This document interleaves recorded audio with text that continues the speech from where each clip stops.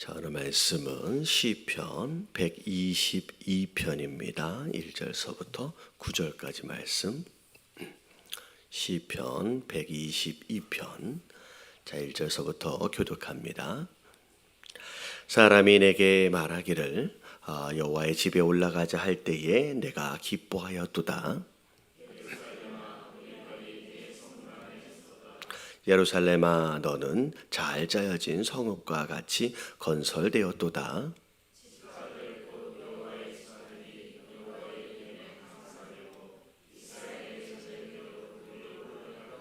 거기에 심판의 보좌를 두셨으니 곧 다윗의 집의 보좌로다.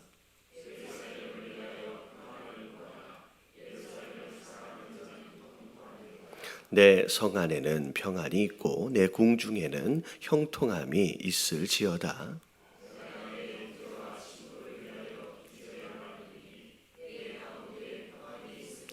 같이 봉독합니다. 여호와 우리 하나님의 집을 위하여 내가 너를 위하여 복을 구하리로다. 아멘.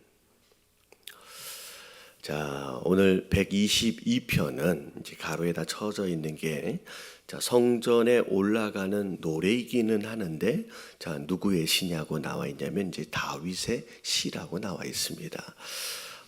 성경에서의 이 다윗이 어떻게 보면 가지고 있는 그 영향력이라 그럴까요? 위치, 굉장히 대단한 이제 종류의 사람입니다. 이 다윗이라고 하는 사람이 특별히 성경 안에서 물론 이제 다윗의 자손으로 예수님이 이 땅에 오시는 것으로 인하여서 왕으로서 어찌 보면 육신적으로 볼 때에 예수님의 이제 뭐라 그럴까요? 탄생에 중요한 역할을 감당한 그런 자로서 나름대로의 중요한 위치를 가지고 있기는 하지만 더 중요한 어떤 부분이라고 생각한다라고 한다면 성경 안에서 하나님을 가장 사랑했던 사람이라고 하는 부분에 있어서 둘째가라 하면 서러울 만한 그런 사람일 것 같아요. 하나님을 정말로 사랑했던 사람이에요. 사실은 완전하진 못했던 사람입니다. 그래서 여러 실수들도 있었고 참 입에 담기도 민망할 만한 큰 죄를 저질렀던 그런 사람임에도 불구하고 하나님 앞에서 내 마음에 쏙 드는 사람이다 라고 하나님의 칭찬을 받았던 그런 사람이었습니다. 그래서 나중에 보면 예수님이 이 땅에 오심에 있어서 굉장히 중요한 역할을 감당하는 그런 이제 사람이 되었죠.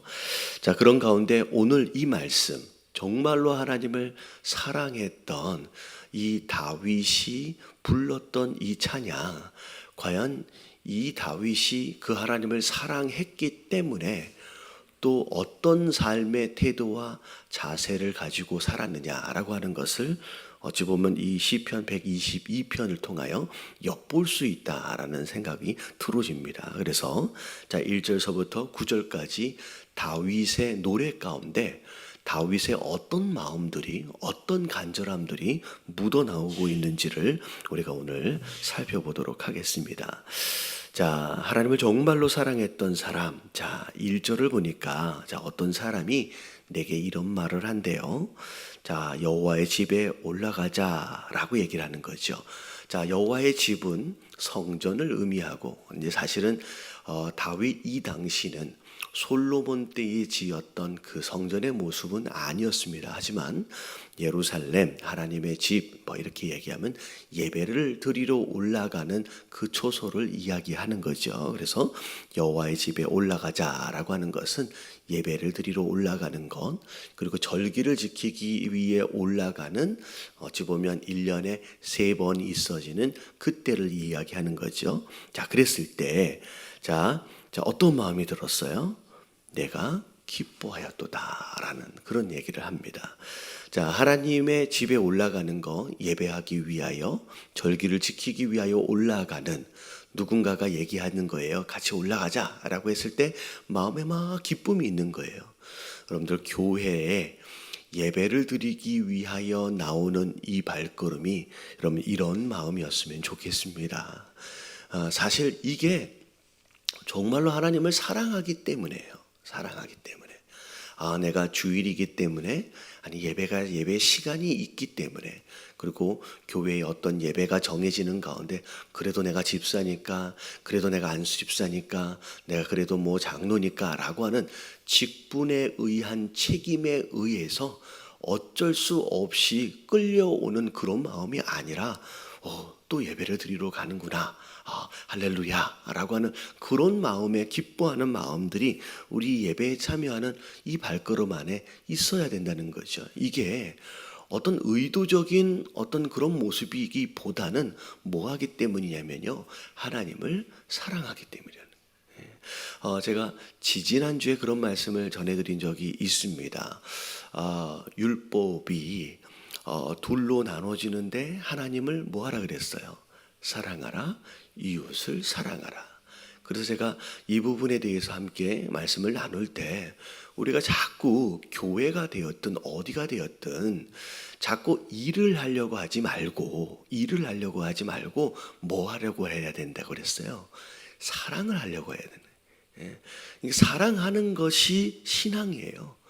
하나님을 사랑하는 것이 예배고요, 이웃을 사랑하는 것이 봉사인 거예요.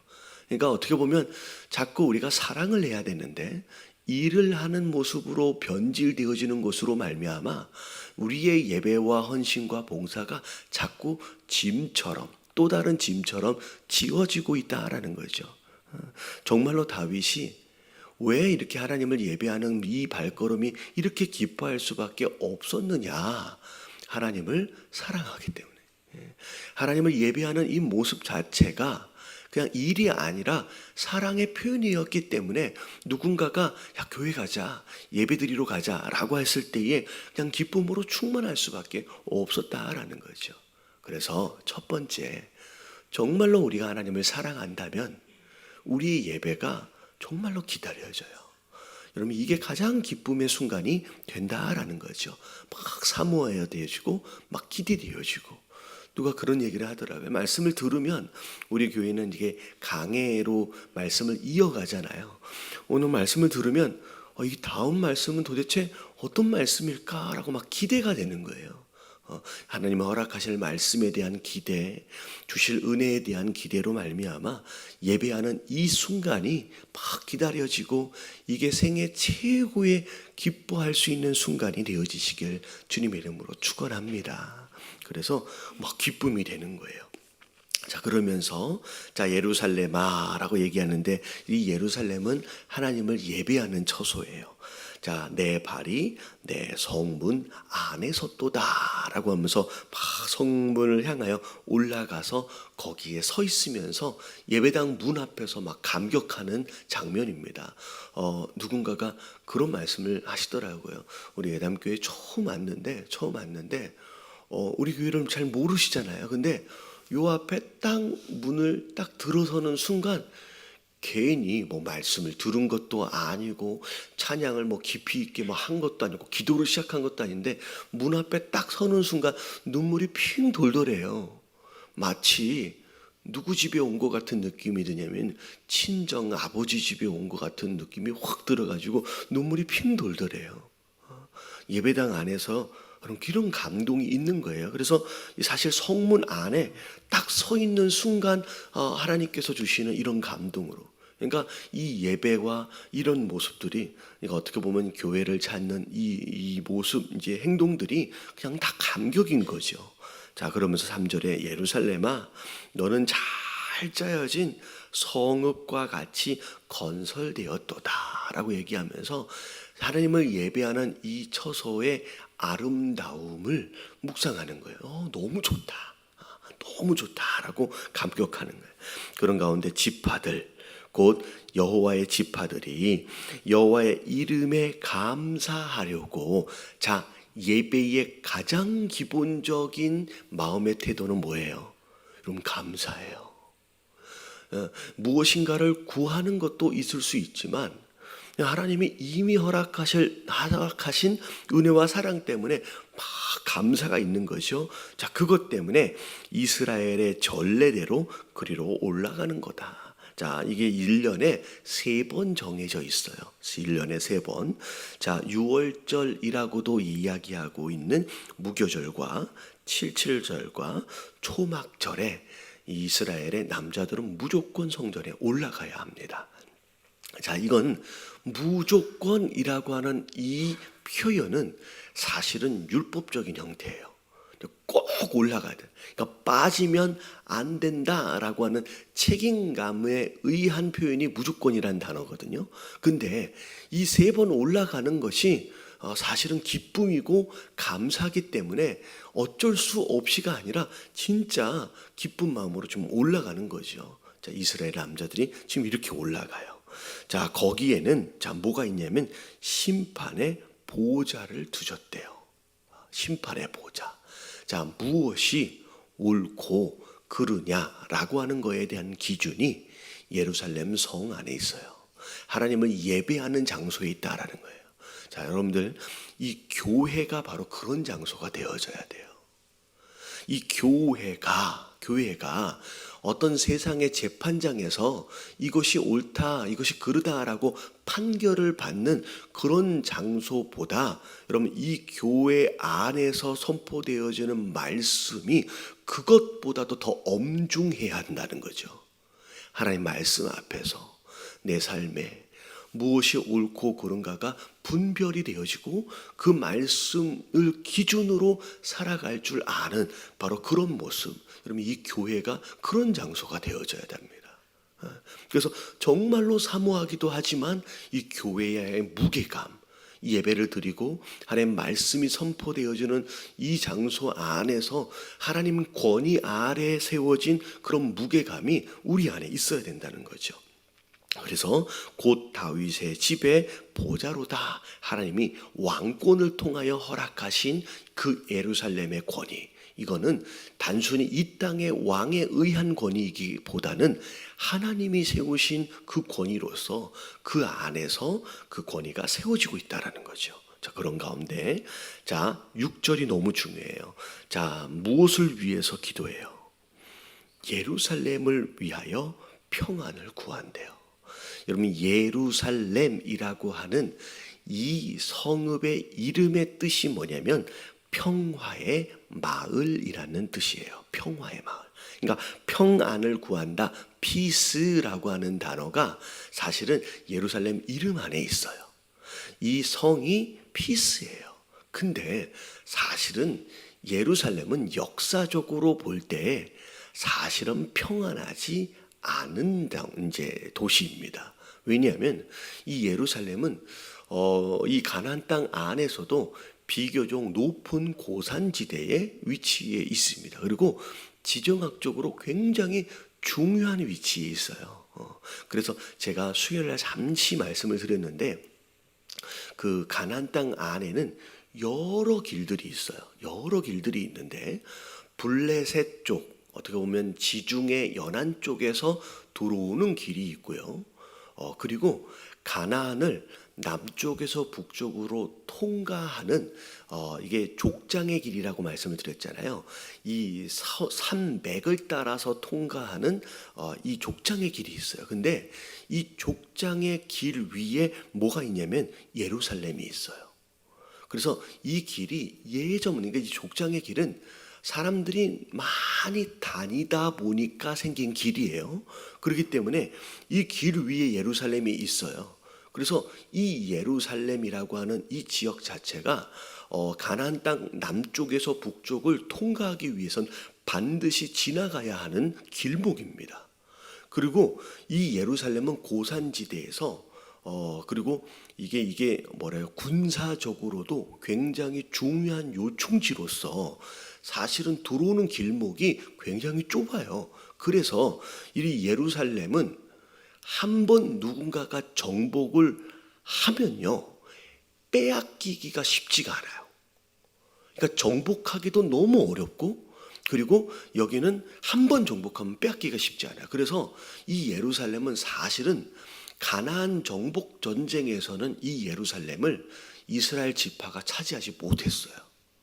나중에 이 예루살렘이 나중에 차지를 합니다. 그러니까 이 지역은 차지하기가 쉽지 않지만 한 번 차지를 하면 이 굉장히 중요한 위치를 갖는 거예요.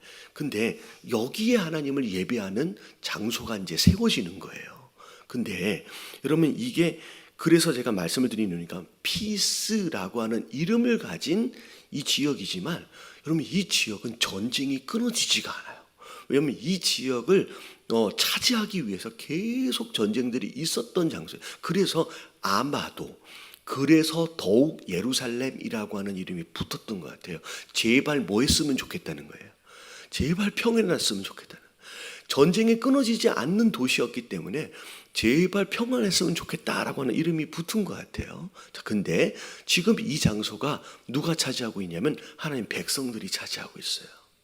유다가 차지하고 있어요. 더군다나 이 장소는 뭐가 드려지고 있는 장소냐면 절기와 예배가 드려지는 장소가 되어 있는 거예요. 근데 이 장소에 뭘 위해서 기도하냐면 평안을 위해서 기도하는 거예요. 하나님을 예배하는 이 장소가 평안했으면 좋겠습니다. 이 피스가 있었으면 좋겠습니다. 여러분 이래야 사실 우리의 신앙이 평안해요. 여러분 우리가 가장 첫 번째 위에서 기도해야 할 내용 중에 하나가 뭐냐면 여러분 교회의 평안을 위하여 기도하시게 되길 주님의 이름으로 축원합니다. 여러분 교회가 평안을 잃어버리고 점점점 어수선하기 시작하면요 예배가 망가지기 시작해요. 여러분 한국의 교회들이 많은 어려움들을 겪고 있잖아요. 여러분 이게 왜 중요하냐면 많은 성도들이 교회에 와서 예배를 통하여 은혜를 받습니다. 정말로 순수하게 예배를 통하여 은혜를 받고 말씀을 통하여 은혜를 받고 여기서 하나님을 만나고 하나님의 음성을 듣는 가운데 회복되어지고 치유되어지고 또 어떻게 보면 사명도 받고 능력도 받고 그런 일들이 이 안에서 막 일어나요. 근데 사단은 이 꼴을 그대로 내버려 두지 못하는 거예요. 어떻게 해서든 이 교회 안에 어지러움을 형성합니다. 정치적인 상황들을 형성하는 거예요. 그래서 자꾸 우리 안에 이 평안함을 뺏어가요. 그런데 신기하게 교회가 어수선하기 시작하고 이런 평안이 없어지기 시작하면 정말 순수하게 예배 가운데 은혜를 받던 우리의 모습들 안에서 이 예배의 은혜가 빼앗김을 당해요. 더 이상 말씀에 은혜가 안 되고 예배 안에 마음이 집중이 안 되는 거예요. 그래서 이 예배가 무너지기 시작하는 거예요. 그래서 우리가 진짜 위에서 기도해야 될 게 뭐냐면 하나님 이 예담교회 안에는 허다한 여러 교회들 안에서 경험하고 있는 이런 어수선함과 정치적인 어떤 세력들과 여러분 이런 것들이 불평과 불만들이 이 안에는 절대 틈타지 못하도록 하나님 이 교회를 지켜달라고 여러분 기도해야 될 줄로 믿습니다. 그래서 특별히 이 교회를 위하여 기도하실 때에 여러분 영적 지도자를 위하여 기도해 주십시오. 저를 비롯해서 교회에 세워지는 모든 목회자들, 교회에 세워지는 모든 지도자를 위해서 기도하셔야 돼요. 여러분 지도자가 흔들리면 비록 소수라고 할지라도 그 영향력과 파장은 어마어마한 거예요. 제가 흔들리면 교회의 파장은 어마어마해요. 그래서 담임 목사를 위해서, 목사님들을 위해서, 교회 세워지는 리더십들을 위해서 기도해 주세요. 그리고 여러분 교회 안에 또 기도해야 될 내용이 뭐냐면 이단들과 더불어서 울타리를 넘어 들어오는 여우를 위해서 기도해야 돼요. 이 한 마리의 여우가 포도원 전체를 망쳐놔요. 그래서 하나님 우리 교회 안에는 여러분 이런 여우가 틈타지 못하도록 우리가 울타리를 잘 세워놓게 하여 주시옵시고 여러분 이 여우들이 들어와서 이 포도원을 망쳐놓지 않게끔 여러분 위해서 기도하셔야 합니다. 왜냐면 교회가 100명이 있어도요, 여러분 1000명 있어도요, 한두 마리의 여우가 교회를 망치는 건 너무 쉬워요. 하나님 우리가 영적으로 깨어있게 하셔서 여러분 이 여우가 들어오지 않게끔 하시고 들어온 여우를 우리가 잘 알 수 있게끔 우리가 경계할 수 있게끔 해달라고 여러분 기도해야 되고요. 여러분 더 중요한 건 뭐냐면 여러분 이 교회가 하나님이 원하시는 그 사명을 감당하는 교회가 되어져야 해요.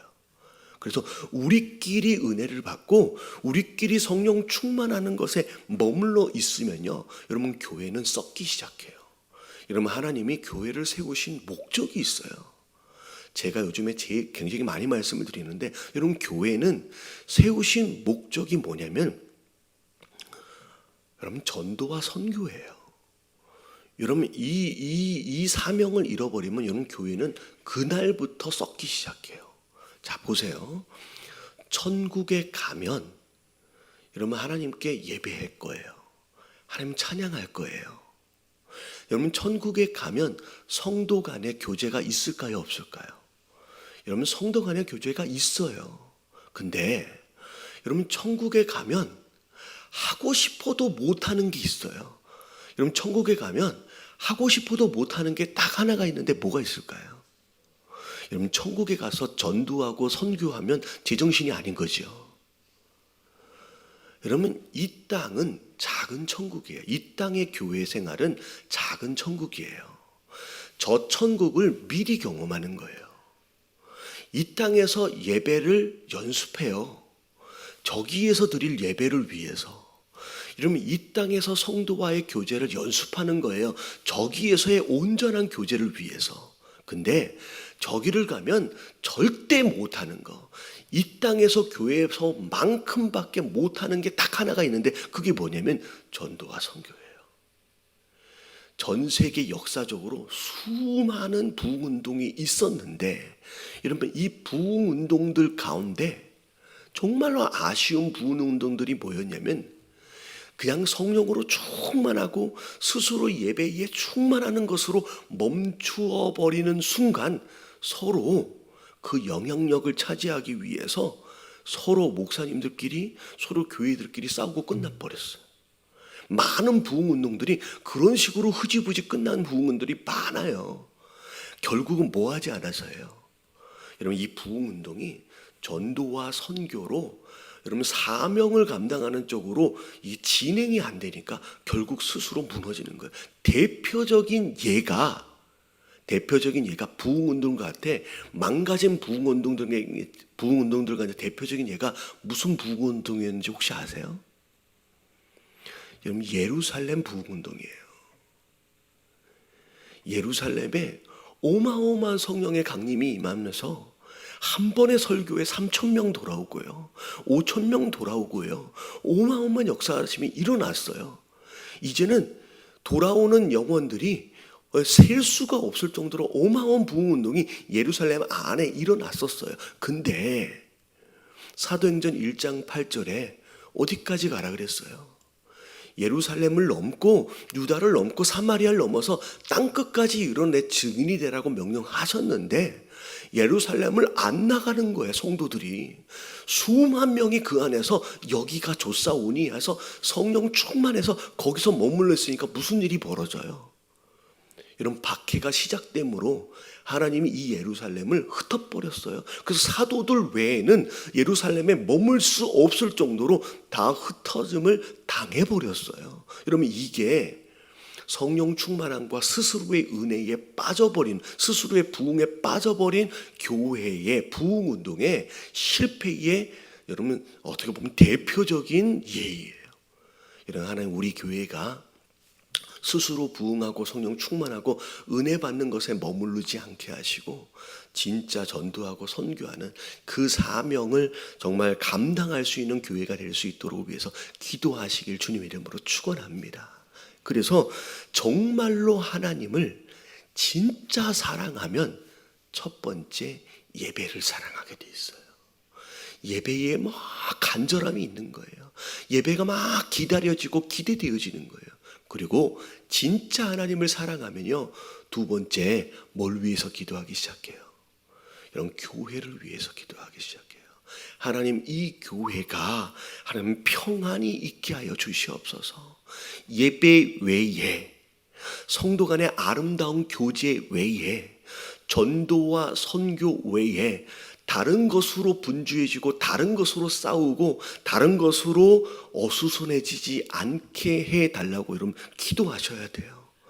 여러분, 한국의 여러 교회들이 이것 세 가지 외에 다른 것들로 서로 교회 안에서 싸우니라고 얼마나 많은 시간과 에너지를 낭비하고 있는지, 여러분 그런 교회에 대응을 주면 안 되는 거예요. 그래서 저는 지금 제가 인터넷에 보니까, 뉴스에 보니까 이번 주간이 대한예수교 장로회 합동측 총회가 있는 주간이에요. 지금 얼마나 시끄러운지 몰라요.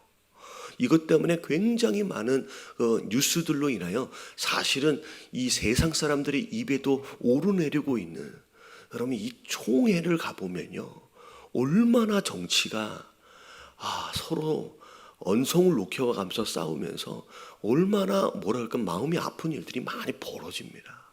근데 저희 총회, 저희 국제총회에서는 여러분 회의하지 않아요. 저는 지난주에 저희 총회가 있었어요.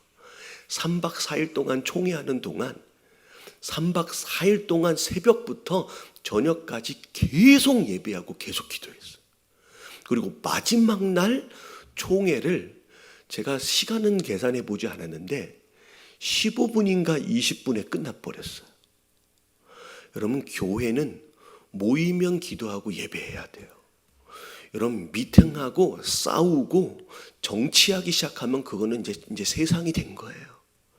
우리 교단은 여러분 미팅하지 않고 정말로 기도하고 예배하는 교단으로 세워지고 있는데, 하나님 이 한국 땅에 세워진 이 예담교회가 여러분 이 분위기 안에서 진짜 예배와 기도로 세워지는 그런 교회가 되게 하여 주시옵시고, 세상에 잘못된 이런 정치적인 것들이 이 안에는 절대로 들어와서 이 안에 그것 가지고 싸우는 이런 여우들은 이 안에 없도록 해달라고 여러분 기도하시게 되길 주님의 이름으로 축원합니다.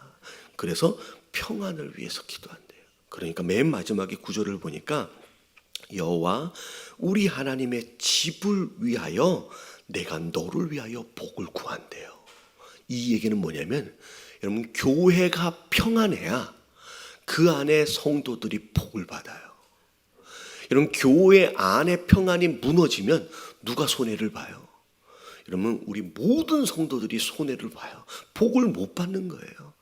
여러분, 하나님 오늘 기도하실 때 하나님, 우리가 정말로 하나님을 사랑하는 자들로서 이 예배를 사랑하는 자들 되게 하여 주시옵시고, 교회를 위하여 기도하는 가운데 하나님 예담교회가 평안하게 하여 주시옵소서. 정말로 예배와 정말 기도와 정말로 선교에 정말 매진함으로 말미암아 하나님을 기쁘시게 해드리는 일, 그래서 교회가 평안해져서 이 안에 들어와 있는 모든 성도들이 복을 받게 해달라고 여러분 기도하시게 되길 주님의 이름으로 축원합니다. 우리 다 같이 주님 한번 부르짖고 통성으로 기도합니다. 시작. 주님